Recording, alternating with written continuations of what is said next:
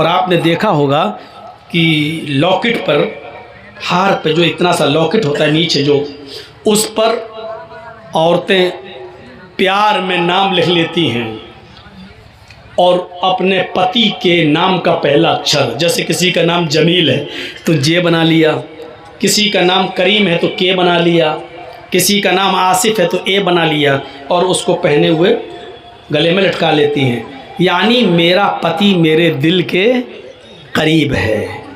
آج کل تو خرافاتی لڑکیاں بھی یہی سب کر رہی ہیں، اپنے عاشقوں کا نام لٹکا لیا، اور لڑکے بھی کر رہے ہیں، لڑکے کچھ زیادہ ہی دیوانے ہیں، وہ اپنی معشوقاؤں کا نام یہاں لکھواتے ہیں، کھنجر چلواتے ہیں، گدواتے ہیں، ایسا لکھواتے ہیں کہ وہ کبھی نہ مٹے، یہاں لکھوا۔ یہ جنون و پاگل پن ہے۔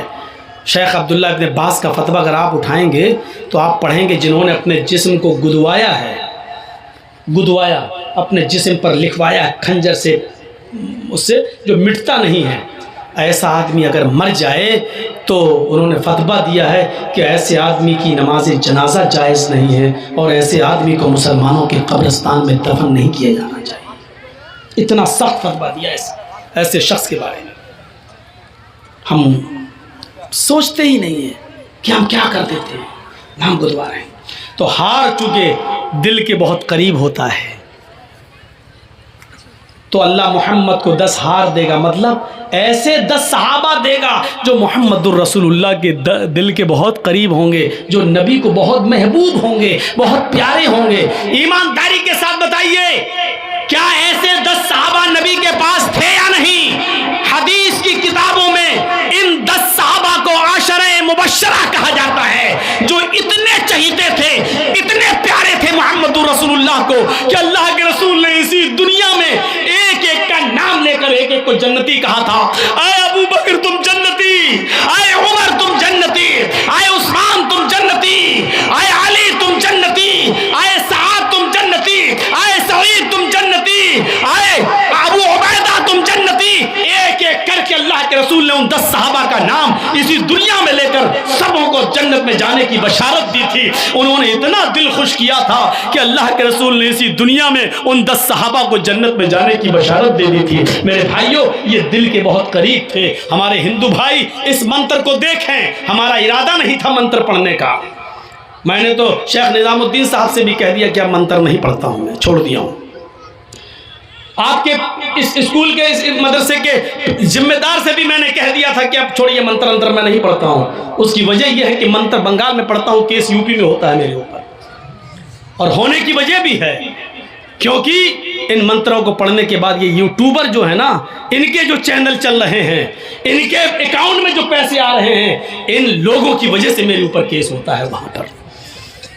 ابھی ہم نے کرشن جی کے بارے میں بولا 16,108 بیوی، اب جانتے ہو اس میں کوئی نہ کوئی حرامی چینل والا اتنا حرامی ہوگا، وہ اس کو کٹنگ کر کے ڈالے گا، کرشن کنہیا کی رنگ ریلیاں، اس طریقے سے وہ ہیڈنگ بنا کے ڈالے گا، اور اس پر وہ لوگ بگڑ کے ہمارے اوپر کیس کر دیتے ہیں کہ دیکھیے ہمارے کرشن جی کو ایسا کون آدمی اپنے بزرگ کو اور اپنے جس کو بھگوان کا درجہ دیتا ہے اس کی برائی سن لے گا؟ بتائیے آپ، وسیم رضوی کی آپ سن پا رہے ہیں؟ جب آپ کے اندر یہ کلیجہ نہیں ہے تو دوسرے کے اندر بھی یہ کلیجہ نہیں ہے کہ وہ اپنے بھگوان کے بارے میں اس طریقے کا وہ سوچے، اور آپ لوگوں کی وجہ سے یہ کیس ہمارے اوپر ہوتے ہیں، اس طریقے سے کٹنگ کر کے یوٹیوب پہ ڈالتے ہیں۔ میرا اگر بس چلے نا تو ان کو کبھی گھسنے نہ دوں میں، لیکن جلسہ کمیٹی والوں کے آگے میری بھی نہیں چلتی، یہ لوگ اجازت دیتے چلاؤ صاحب آ جاؤ یہاں پر۔ یو پی کے اندر مجال ہے کسی نے کوئی ڈال دے ہمارے بارے میں، سب جانتے کہ جرجیت صاحب، ارے ہم جب سیف رہیں گے تو آپ کے چینل بھی چلیں گے، جب ہم ہی سیف نہیں رہیں گے تو آپ کے چینل کیا چلیں گے؟ اس طریقے سے کٹنگ کر کے ڈالتے ہیں۔ اب دیکھیے گا کیا کر کے ڈالیں گے، اب ہو سکتا ہے نہ ڈالیں کیونکہ میں نے کہہ دیا، اگر نہ کہا ہوتا تو یہی ڈالتے، کرشن کنہیا کی رنگ ریلیاں، کرشن کنہیا کی عیاشی، اس طریقے سے ہیڈنگ بنا کے ڈالتے۔ آپ کو کیا ضرورت ہے؟ آپ اسلامی باتیں ڈالیے، اس کی ہیڈنگ اچھی بنائیے، محمد رسول اللہ کا مقام و مرتبہ، بھائی مولانا جرجیت انصاری ہیں، آپ ڈالیے نبی اکرم صلی اللہ علیہ وسلم کی فضیلت، بھائی مولانا محمد جرجیت، آپ یہ ڈالیے۔ کیا ضرورت ہندو دھرم میں، یہ کیا ضرورت ہے یہ سب ڈالنے کی؟ मोदी को डाल दिया, मुझे डाल दिया। अरे क्यों ऐसे दो टकों के लोगों के सामने हमारी तस्वीर देते हैं? ये आज हैं कल नहीं रहेंगे, जलसे आज भी हो रहे हैं कल भी होंगे। इनकी औकात नहीं है। राहत इंदौरी ने कहा था किराएदार हैं, जाती मकान थोड़ी। ये आज हैं जो आज साहिबे मसनद हैं, कल नहीं होंगे। किराएदार हैं, जाती मकान थोड़ी है। और 100 साल के बाद हम जिंदा नहीं रहेंगे। लेकिन देखिएगा जिस तरीके से हिटलर को लिखा गया जालिम, हज्जाज इब्न यूसुफ को लिखा गया जालिम, 100 साल के बाद कोई मुअर्रिख इस देश के चौकीदार को भी जालिम लिखेगा। हज्जाज इब्न यूसुफ जैसा लिखेगा, हिटलर लिखेगा। लेकिन अफसोस ये है कि ये पढ़ने वाले उस वक्त हम नहीं होंगे, हमारी औलादें पढ़ेंगी। कहो इंशाअल्लाह। हुकूमत और सल्तनत, अब देखिएगा, अब इसको भी काट के छांटेंगे। मौलाना ने मोदी को कहा है हिटलर, अब बीजेपी वाले उधर केस कर देंगे। तो इसलिए हमने मंत्रों को पढ़ना छोड़ दिया है, अपने आप को भी बचाना ज़रूरी है। लेकिन पता नहीं क्यों आज स्टेज पे बैठते ही मन में आ गया पढ़ना लगा। मैं ये मौजू ही नहीं सोचा था, मैं सोच के कुछ और आया था, लेकिन अब निकल गया ये। तो मेरे भाइयों, आप मुझे भी बचाइए, आपका भी चैनल चलेगा। और लोगों को परेशान मत कीजिए, नीचे लगाइए ताकि देखने वालों को दिक्कत ना हो। आप हमें कोऑपरेट करेंगे, पब्लिक आपको भी कोऑपरेट करेगी। आप जब नज़रअंदाज करेंगे तो हमें भी गुस्सा आएगा, फिर हम लगने नहीं देंगे। और जाहिर है हम खड़े हो जाएं, जब तक ये नहीं हटेगा हम नहीं बोलेंगे। कमेटी वालों को हटाना पड़ेगा, पब्लिक की गाली कौन सुनेगा। तो हमें भी ऐसा करने पर आप मजबूर मत कीजिए। उम्मीद है कि इंशाअल्लाह इसका ख्याल रखा जाएगा। तो मेरे प्यारे साथियों सुनिए, 100 सोने के सिक्के 10 हार। हार से मुराद क्या है समझ लिया? सहाबा, अशरे मुबश्शरा। त्रीणी शतान्य वर्तान, 300 घोड़े। कौन जानता है मोहम्मद रसूलुल्लाह के पास 300 घोड़े नहीं थे, हकीकत में नहीं थे। लेकिन घोड़ों से मुराद घोड़े नहीं है, घोड़ों से मुराद घुड़सवार, ऐसे जवान, ऐसे बहादुर जो मोहम्मद रसूलुल्लाह के एक इशारे पर अपनी जान कुर्बान कर दें, ये मुराद है। और याद करो, जब 1000 का लश्कर काफिरों का सामने खड़ा है और इधर 313 जंगे बद्र में लड़ने वाले वो बेचारे सहाबा, हाय हाय हाय, उनके पास तीर है, तलवार है, ढाल है, घोड़े हैं, नेज़े हैं और लड़ने वाले सब जवान। मोहम्मद के सिपाहियों पे नजर डालो, बूढ़ा भी है, जवान भी है, कुछ छोटे भी हैं। जब सबको गिना गया तो 313। उधर सब कुछ है, इधर एक एक पूरे जंग के बदर में सहाबा की जिंदगी पर नजर डालें तो 313 सहाबा के पास सिर्फ 2 घोड़े, एक के पास एक भी नहीं, एक के पास 2, 4, 5 लोगों के पास भी एक नहीं, सिर्फ 2 घोड़े। किसी सहाबी के पास तीर है लेकिन छोड़ने के लिए कमान नहीं है, तलवार है किसी के पास तो दुश्मन की तलवार से बचने के लिए ढाल नहीं, किसी के पास घोड़ा है तो घोड़े को चलाने के लिए लगाम नहीं, उस पे चढ़ने के लिए जीन नहीं। ऐसी बेबसी, ऐसी मायूसी, ऐसी परेशान कुन हालत। लेकिन नबी ने कहा कि लड़ना है तो 313 सहाबा उन 1000 का मुकाबला करने के लिए चले गए। ये 313 से मुराद, ये 300 अरबी घोड़ों से मुराद वो 300। आप लोग सब बैठे रहिएगा, उठिएगा नहीं, आप जल्दी से चलवाइए। तो मैं कह रहा हूं बैठिए, तो ये उठ के जा रहा है, देखिए उसको लगता है सिगरेट पीना है क्या। उठेंगे तो डिस्टर्ब हो जाएगा, थोड़ा सा बैठिए, 1-2 मंत्र और पढ़ेंगे हम। हाँ हो रहा है, लाइट जल रही, हमें आप दिखाई दे रहे हैं, आप बस सुनते रहिए। तो मेरे भाइयों, क्या था उनके पास? ईमान। ऐसे जानिसार सहाबा नबी के, यकीन मानिए, न 1000 देखा, نہ تلواریں دیکھی نہ نیزے دیکھے، دیکھا تو کیا دیکھا؟ محمد رسول اللہ کا حکم ہے، لڑنا ہے۔ چلے گئے اور اپنی جان کو جوخم میں ڈال دیا۔ کون کہتا ہے کہ جنگیں توپوں سے ہوتی ہیں؟ کون کہتا ہے کہ جنگیں ہتھیاروں سے ہوتی ہیں؟ کون کہتا ہے کہ جنگیں آج کل کے آدھونک اڑو اور اسત્ર شستر سے ہوتی ہے؟ نہیں، جنگیں حوصلوں سے ہوتی ہیں، جنگیں ایمانی طاقت سے ہوتی ہیں۔ دیکھ لیجئے جن کے پاس سب کچھ تھا، ہتھیار، تیر، تلوار، سب کچھ، لیکن وہ 313 صحابہ کا مقابلہ نہیں کر سکے۔ 70 کافر مارے گئے اور 70 ہی قید کر دیے گئے، قید کر کے لائے گئے۔ اتنی دیر تو نہیں لگانا چاہیے جنریٹر والے کو بھائی۔ سسٹم میں لائن ہے لائن، لیکن وہ نہیں چلے گا پردہ، اور یہ لوگ موبائل مار رہے ہیں، آنکھ پہ لگ رہی ہے پوری۔ نہیں فلائی، ہاں چلیے چلیے ٹھیک ہے۔ تو حوصلوں سے لڑائیاں ہوتی ہیں اور جنگیں ہوتی ہیں۔ تو اللہ محمد کو کیا دے گا؟ 300 عربی گھوڑے، یعنی 313 جنگ بدر میں لڑنے والے صحابہ۔ آخری چیز اس منتر کی، سہسترادش گونامہ 10,000 گائیں دے گا۔ گائے سے مراد یہ گائے نہیں، گائے کا مطلب گائے بہت سیدھا جانور ہوتا ہے، حقیقت میں سیدھا ہوتا ہے۔ گائے کے اوپر لوگ اسکولوں میں بچوں سے ایسے بھی لکھواتے ہیں، نبند لکھواتے ہیں، اور جب کوئی شریف انسان کی مثال دینا ہوتی ہے تو وہ بہت شریف ہے بیچارہ، بالکل سیدھا ہے جیسے اللہ میاں کی گائے ہے۔ لوگ مثال دیتے ہیں، ارے وہ تو اللہ میاں کی گائے ہے۔ گائے، گائے کا مطلب بہت سیدھا، سیدھا۔ اللہ محمد کو ماما کو 10,000 گائیں دے گا، مطلب اتنے سیدھے لوگ دے گا کہ جو محمد رسول اللہ کتنے آگیاکاری ہوں گے کہ نبی اگر ایک حکم دے دیں گے تو وہ مان لیں گے۔ جب محمد رسول اللہ نے مکہ فتح کیا تو آپ کو معلوم ہوگا جب مکے میں داخل ہوئے تو آپ کے ساتھ 10,000 صحابہ کرام کی ایک تعداد تھی۔ 10,000 صحابہ کرام مکے کے اندر داخل ہوتے ہیں۔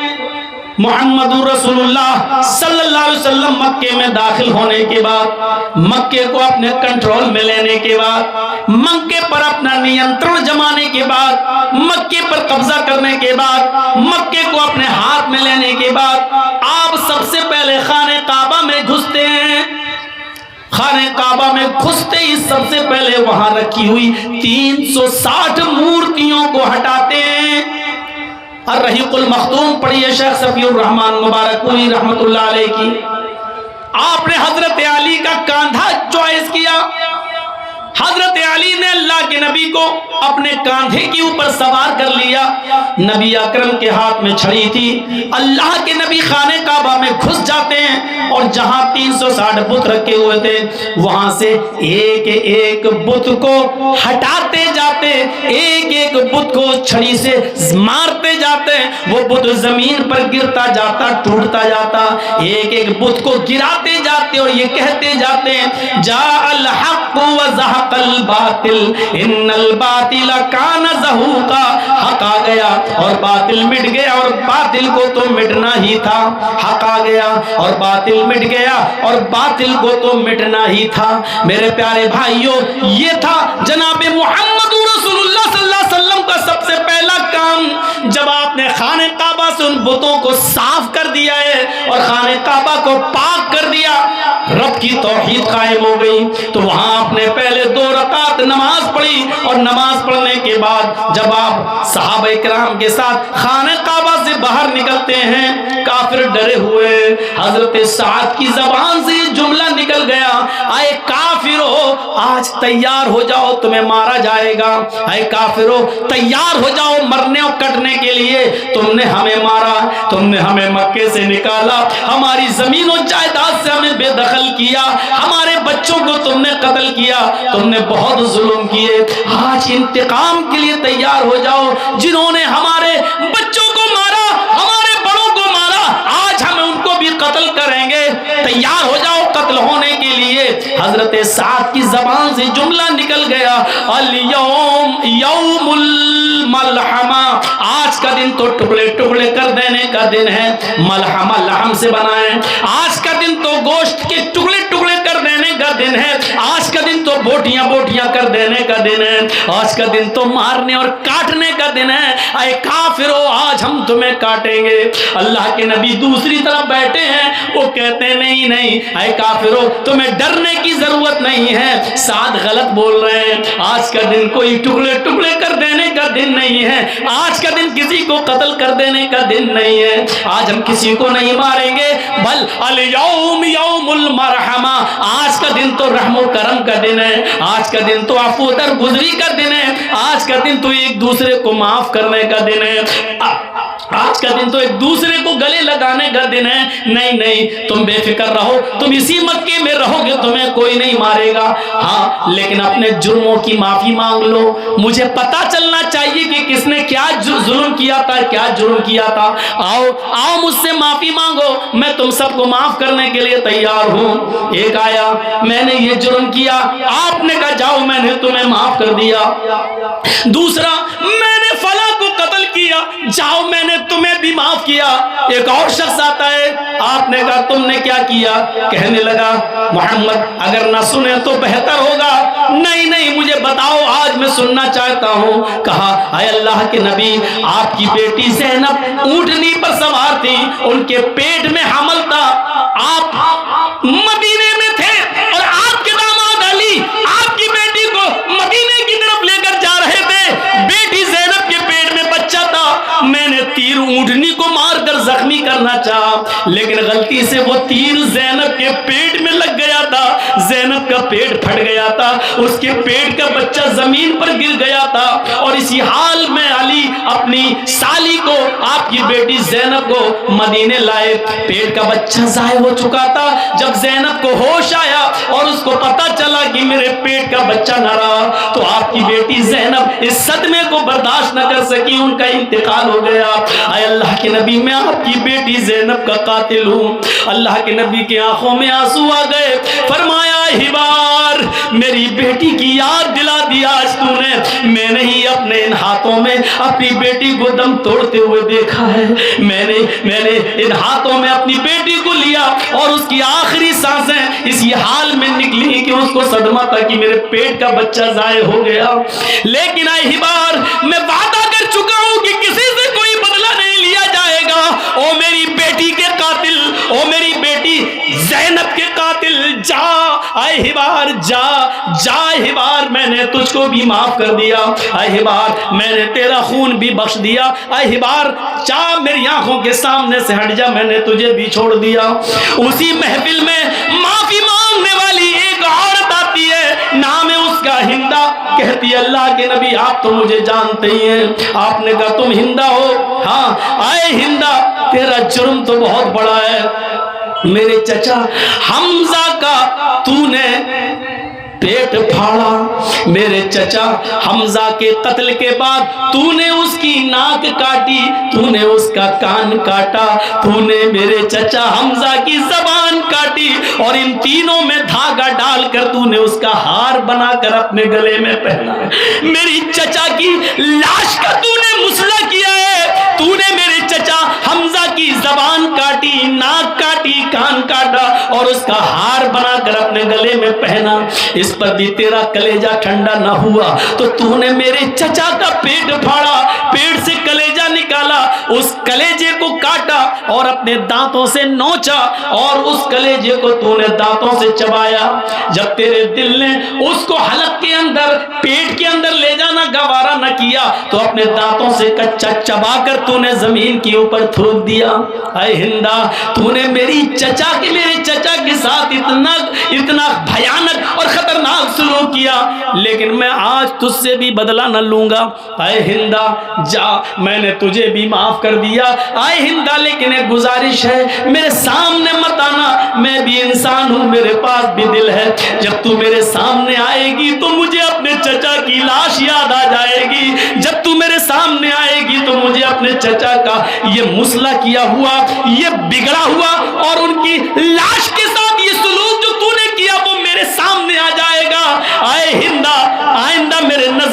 سامنے مت آنا، اے ہندا جب تو میری آنکھوں کے سامنے آئے گی تو مجھے میرے چچا کی یاد آ جائے گی۔ یہ کہہ کر آپ نے ہندا کو بھی معاف کر دیا۔ یہ الگ بات ہے کہ ہندا بعد میں اسلام لے آتی ہے۔ میرے پیارے ساتھیوں، آپ نے ایک ایک کر کے سب کو معاف کر دیا۔ جب اللہ کے نبی یہ کہہ رہے تھے کہ آج میں کسی سے انتقام نہیں لوں گا، تو یہ 10,000 صحابہ اتنے سیدھے تھے کہ خاموش ہو کر کہنے لگے آپ کا فیصلہ سر آنکھوں پر، جو آپ نے فیصلہ کر دیا وہ مجھے تسلیم ہے، جو آپ نے فیصلہ کر دیا وہ مجھے قبول ہے۔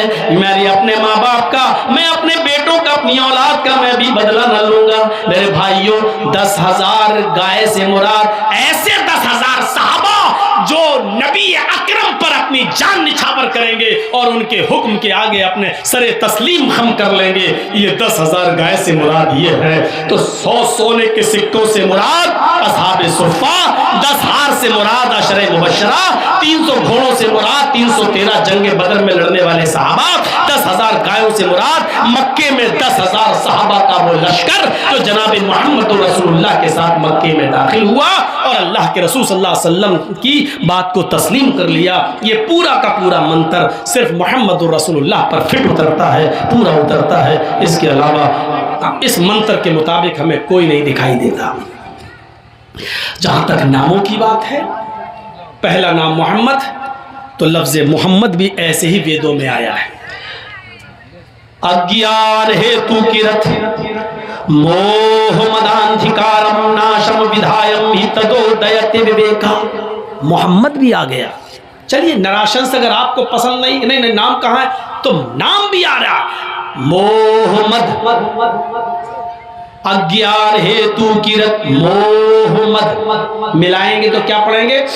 محمد اندھکارم ناشم، ملائیں گے تو کیا پڑھیں گے؟ محمد اندھکارم ناشم ودھایم ہی تدودیت وویکا۔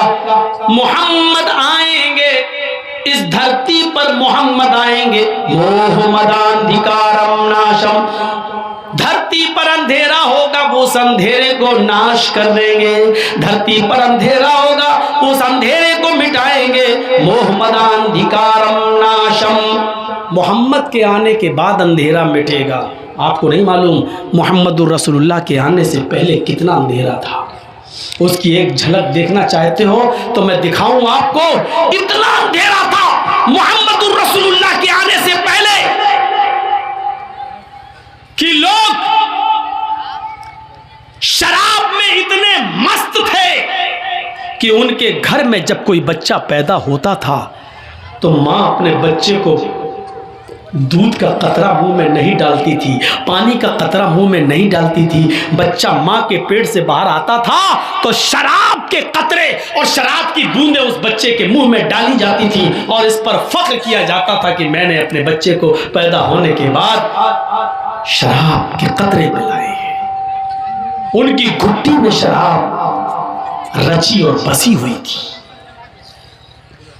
جوا اتنا زیادہ کھیلا جاتا تھا کہ جوئے میں رقم ہار جاتے تھے تو مکان لگا دیا کرتے تھے، اور مکان جوئے میں ہار جاتے تھے تو بیوی جوئے میں لگا دیا کرتے تھے۔ پڑھیے زاد المعاد علامہ ابن قیم کی، اور بیوی بھی جوئے میں ہار جاتے تھے تو جوان بیٹی جوئے میں لگا دیا کرتے تھے۔ زناکاری عروج پر تھی، عورت کی کوئی حیثیت نہیں تھی۔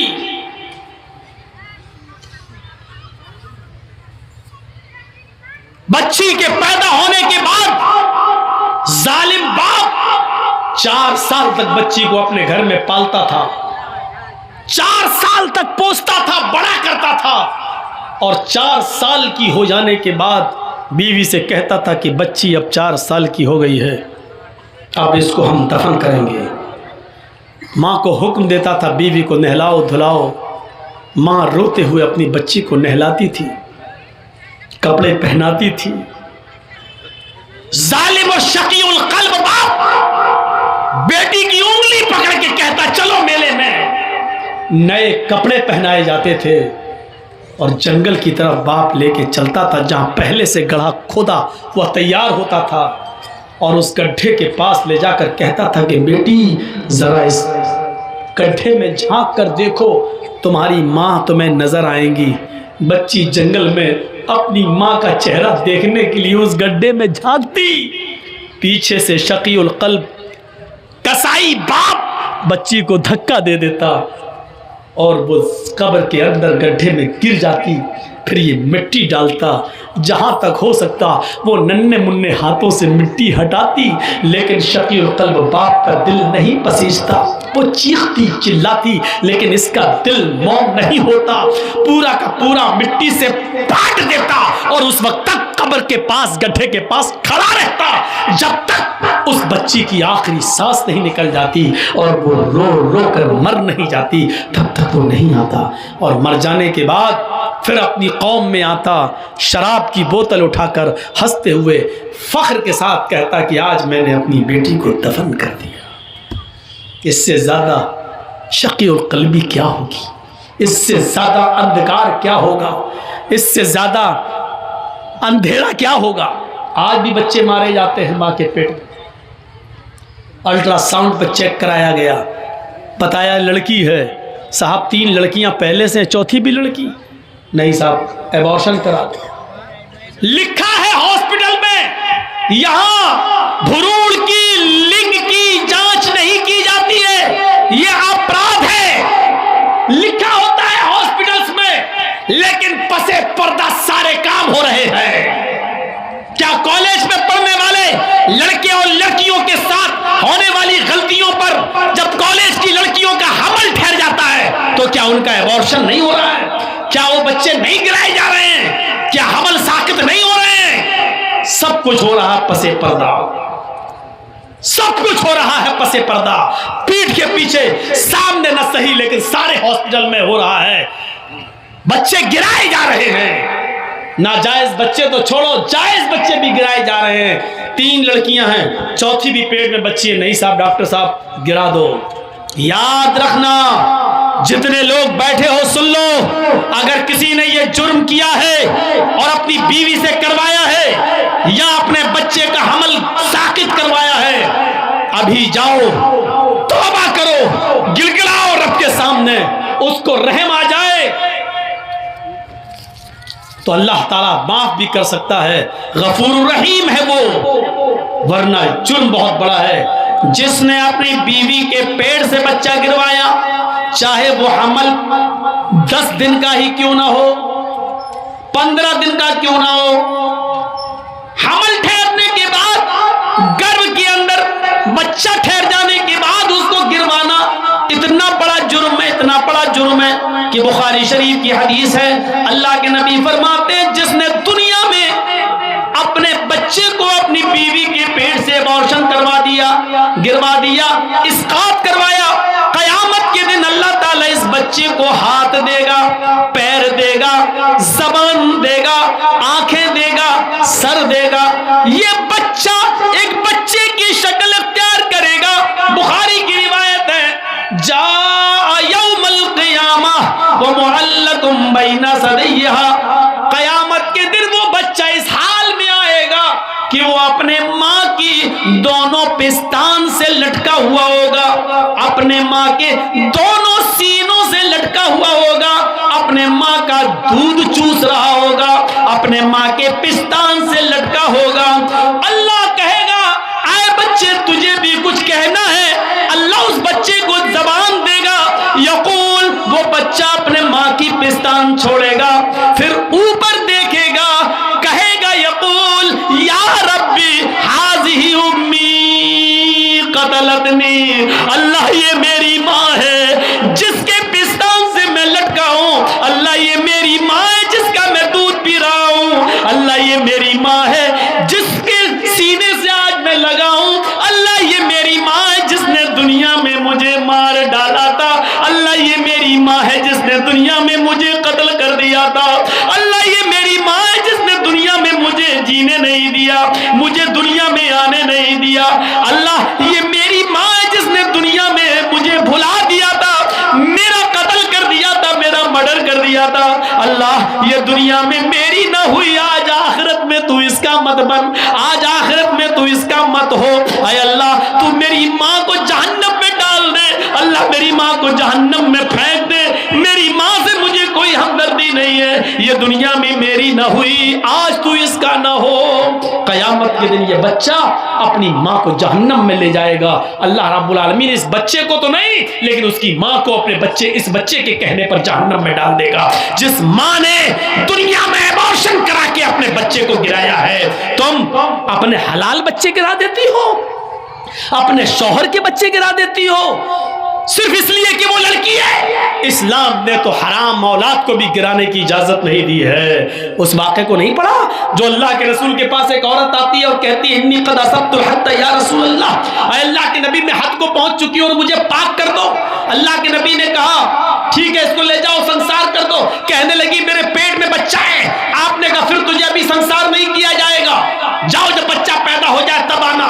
بچے کو لے کر آئی گا، اب تو پیدا ہو چکا ہے۔ آپ نے کہا اس بچے کے ہونٹوں میں تیرا دودھ لگا ہوا ہے، مطلب اس بچے کو تیرے دودھ کی ضرورت ہے، جب تک وہ تیرا دودھ پیے گا تجھے قتل نہیں کیا جائے گا، جب وہ تیرا دودھ چھوڑ دے اور روٹی کھانے لگے تب تجھے قتل کیا جائے گا۔ اسلام تو حرام اولاد گرانے کی اجازت نہیں دیتا، تم تو اپنے حلال اولاد گرا دیتی ہو۔ قیامت کے دن یہ عورتیں بہت سخت عذاب میں مبتلا ہوں گی جنہوں نے دنیا میں اپنے بچوں کو گروایا ہے۔ حمل ٹھہرنے کے بعد چاہے وہ ایک دن کا ہی کیوں نہ ہو، حمل ٹھہر گیا، رپورٹ میں آ گیا کہ حمل ٹھہر گیا، اب آپ بچے کو نہیں گرا سکتے ہیں، ایبورشن نہیں کرا سکتے ہیں۔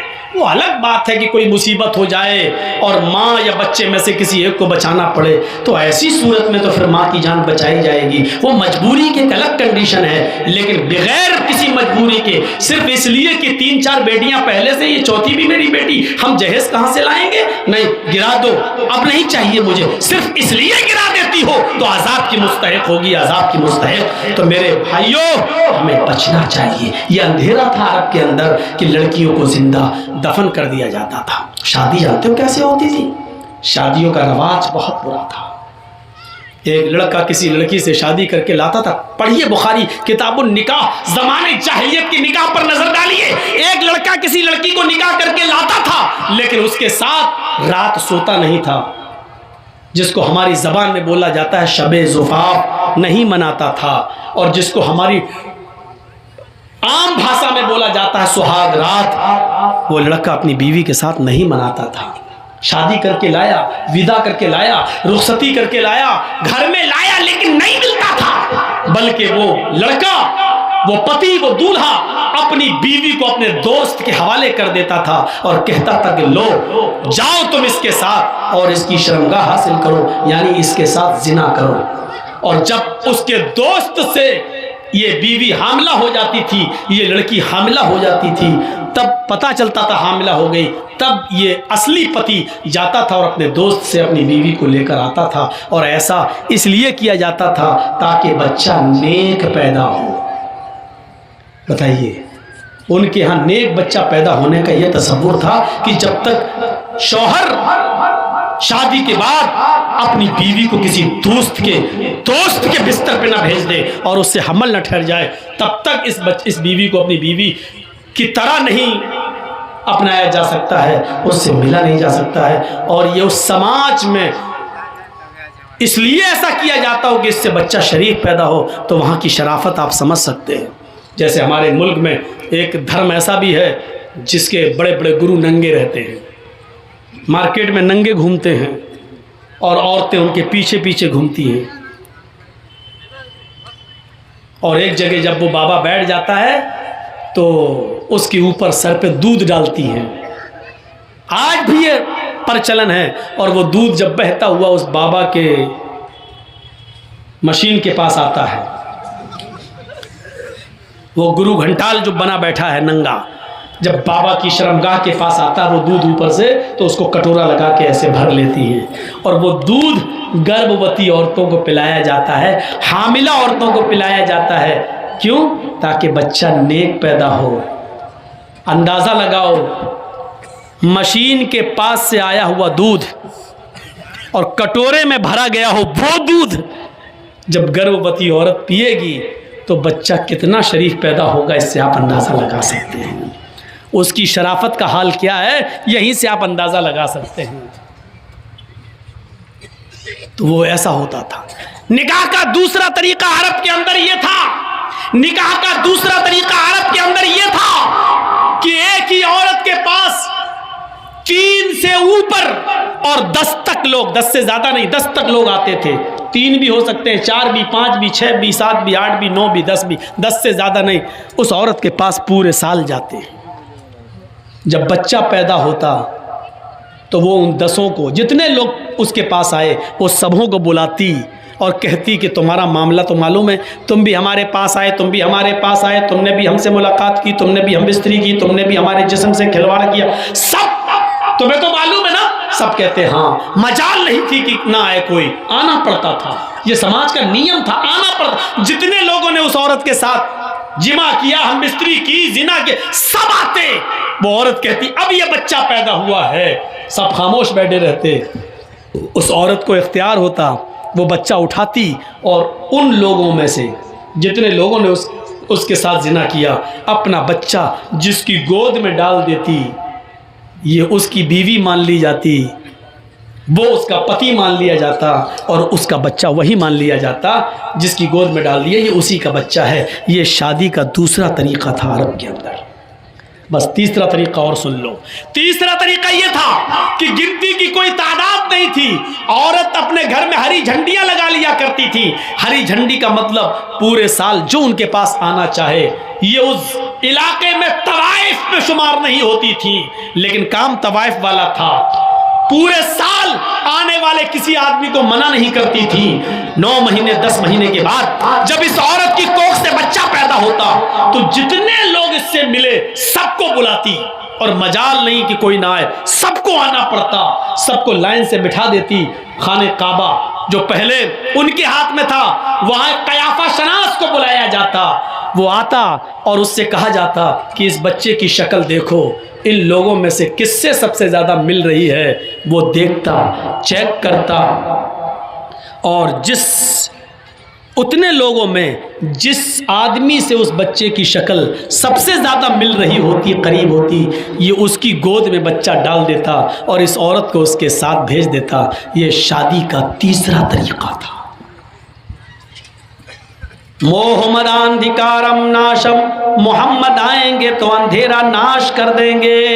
اب دیکھیے اسلام جب آتا ہے تو زمانے جاہلیت کے سارے نکاح ختم کر دیے جاتے ہیں، اور اسلام نے عورت کو اتنی عزت دے دی کہ اب نکاح کے لیے جب بیٹھ گیا دولہا، پہلی بات تو بارات کا تصور ہے نہیں، اب آ گئی تو بیٹھ گیا تو پہلے لڑکے کا نکاح نہیں ہوگا، پہلے لڑکی کا ہوگا.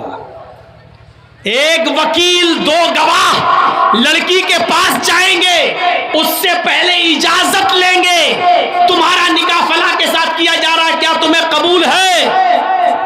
وہ دستخط کرے گی رجسٹر پر، اور اس کا دستخط ہی یہ مان لیا جائے گا کہ اس کی اجازت ہے. پھر اس کے بعد لڑکے کا نکاح. یہ اسلام نے عورت کو عزت دی ہے. زبردستی کوئی کسی لڑکی کے ساتھ نکاح نہیں کر سکتا ہے. کچھ جاہل لوگ ایسے ہوتے ہیں، لڑکی کا نکاح کرنے گئے تو وہاں کہتے ہیں ہاں بیٹا فلاں کے ساتھ تمہارا نکاح ہو رہا ہے، تم نے قبول کیا؟ وہ بیٹھی ہے بیچاری شرم کی وجہ سے، اور یہ زبردستی، ارے بولو بیٹا کیا؟ وہ شرما رہی ہے، اب بار بار کہلوا رہے ہیں بولو کیا. اب وہ بیٹھی ہے بیچاری، اب اس کی سہیلیاں بھی اس سے کہہ رہی ہیں بول دے ہاں ہاں بول دے. ارے جاہلو، زندگی بھر جاہلی رہو گے، پاگل رہو.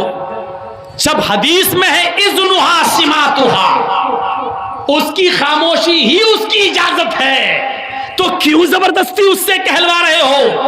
کنواری ہے، باقرہ ہے، غیر شادی شدہ ہے، اس کا زبان سے بولنا ضروری نہیں ہے. ایک بار آپ اس سے پوچھئے کہ فلاں فلاں کے ساتھ تمہارا نکاح کیا جا رہا ہے، کیا تم اس لڑکے کے ساتھ نکاح تمہیں قبول ہے؟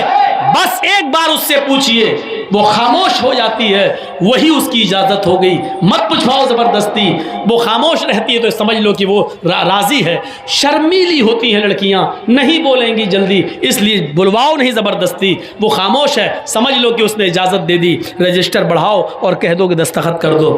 پڑھی لکھی ہے تو دستخط کر دے، نہیں پڑھی لکھی ہے تو انگوٹھا لگا دے. ہو گیا نکاح، اس کی اجازت ہو گئی. اس کا زبان سے کہنا ضروری نہیں ہے. پھر لڑکے کے پاس آئیے اور لڑکے کا نکاح پڑھائیے. اسلام نے یہ اجازت، یہ عزت دی ہے لڑکی کو.